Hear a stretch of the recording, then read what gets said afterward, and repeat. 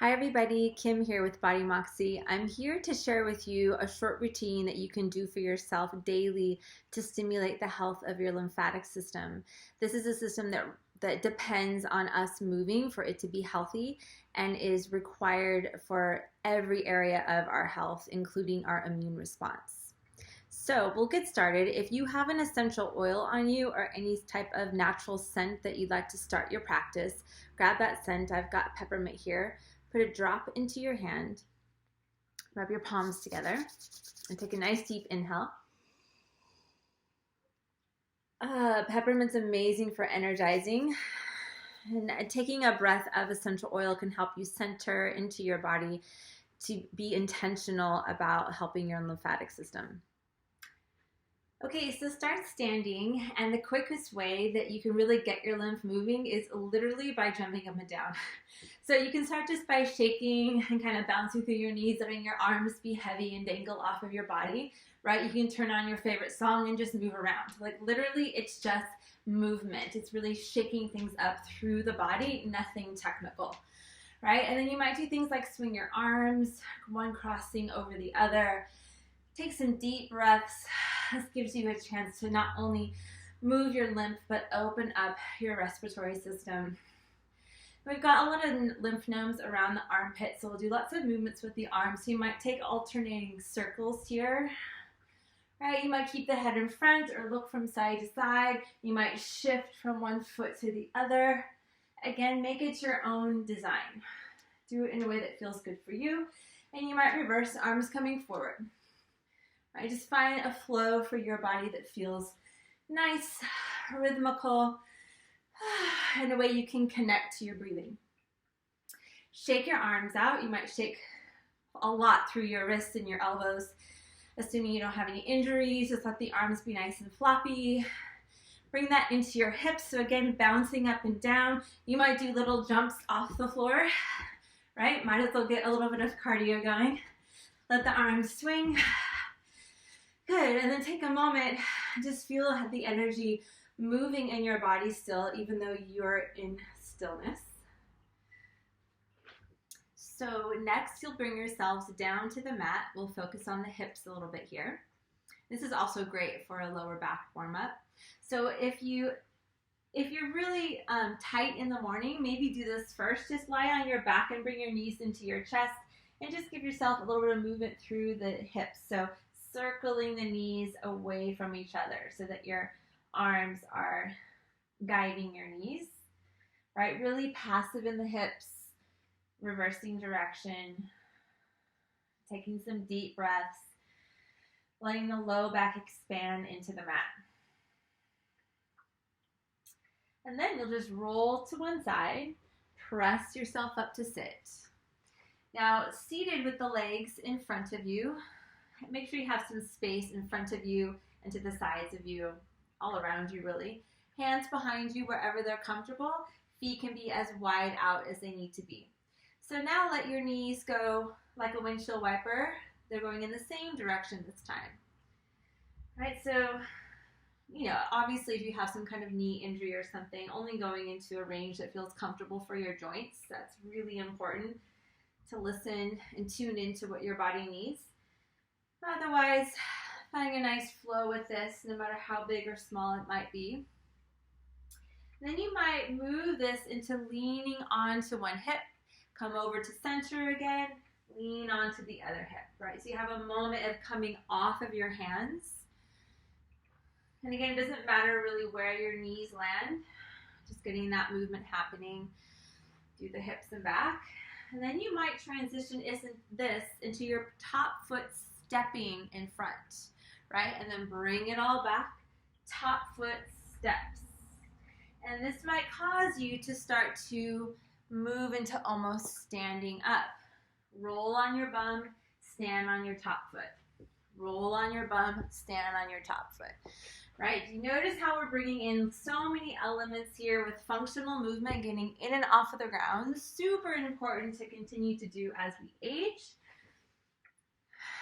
And building up some circulation with the heart beating a little quicker. You might take this super fast, right? If you're really having fun with that. And then you might come all the way up to stand or just halfway, right? One side might feel a lot easier than another. Once you're even with those, just come all the way to standing. So you're back up to standing and you've got a ball. I've got a spiky ball here. You can use a little rubber ball about this size. A tennis ball works great. So standing up, the ball will be in front of you. Bring one foot onto the ball. I'll show you from the side. So bring the ball of your foot over the ball and put a little bit of pressure down through the ball of your foot so you feel that contact and come off. Shifting forward and coming off. One more time. Move the ball more or less to the arch or the center of your foot and do the same thing. Bring your weight over the ball of your foot. This might be a lot more intense. And you might not come all the way over. It might just be too tender for that. Right? So just really gauging what's working for your body today. And then we'll go just a little bit further down. So we're not on the heel bone. We're just in front of the heel bone. Same thing. A little bit of pressure down and come up. Pressure down, come up. One more time. Then put the ball in the place where you can put pressure on the ball of your foot and move the ball along the foot like this from top to bottom, top to bottom, top to bottom. So you might like lose the ball and have to like catch it, but you're trying to do this action of going top to bottom so that it translates up through the calf. Just a few of those, and then you'll do little squiggles, just moving the ball all around the surface of the foot. This is not as much pressure as the first two movements, and let's get some of the lymph that lies just under the skin. Right, so this is a system that is quite subtle and doesn't need a lot of pressure to get moving. And just stand for a moment on both feet evenly and notice if you feel different through that foot and how it's connecting to the floor, or even how the whole leg might feel a little bit different in its connection. Okay, and then go to the other side. So first, just putting some pressure over the ball of the foot, lean into it, lean off of it, lean into it, and off. Once more. Moving to the center or arch of the foot, pressure down, straight over the center as best you can. Lift off, straight over, lift off. Once more. Okay, then moving just in front of the heel bone. The toes connect to the floor as you come down. The heel drops off the back there. Come off. Pressure. And so this is getting into the insertion of a lot of that fascia. We have a lot of fascial connections through the foot. So this is really helpful for gait and really the whole body. So this one where you're moving vertically along the foot, trying to keep the movement from top to bottom.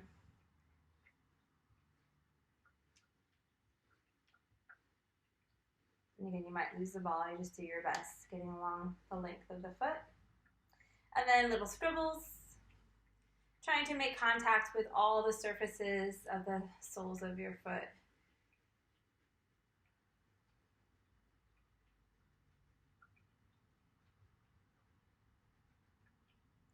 Okay, standing again, noticing the feet here, and noticing how you're standing and how you're more aware maybe of the soles of the feet.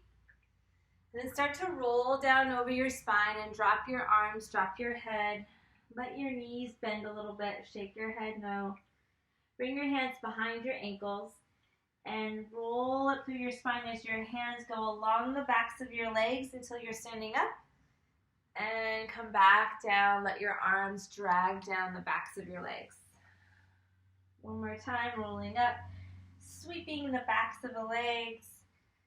And exhale, rolling down, inverting our body a little bit here. Maybe take a breath here. Relax the neck, bend the knees, roll up through the spine, one vertebrae at a time. So keeping the head heavy. And to close, you can sit anywhere that you're comfortable, and we'll do a breath practice. And this will get more into the lymph that's running through the very deepest part of our body. So we'll do a Kapalabhati breath, breath of fire. And what this is a strong, percussive, sharp exhale. You don't think too much about the inhale, so it looks something like this. I inhale to prepare.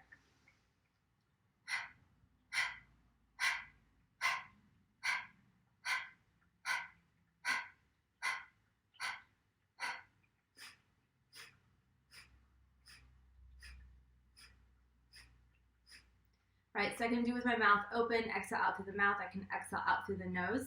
The idea is that it's coming from my low abdominal, so it should feel like an abdominal kind of workout. And again, I'm not thinking about the inhale.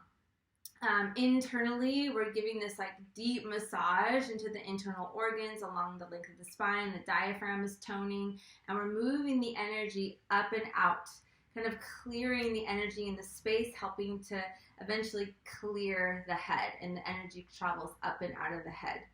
Right? You might want to think of the bottom of your pelvis, like just a gentle lift of your pelvic floor, not a gripping, but just a gentle connection in the bottom of the pelvis. Take an inhale to prepare. Begin when you're ready.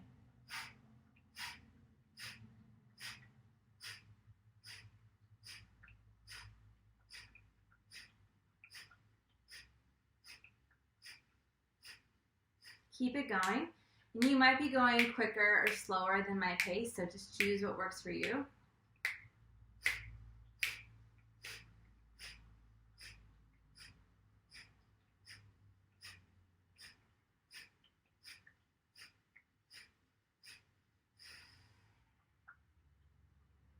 Take a full inhale and long exhale to release. You might want to close your eyes, bring your palms to your heart center, and just in gratitude for taking this time to care for your body. Namaste.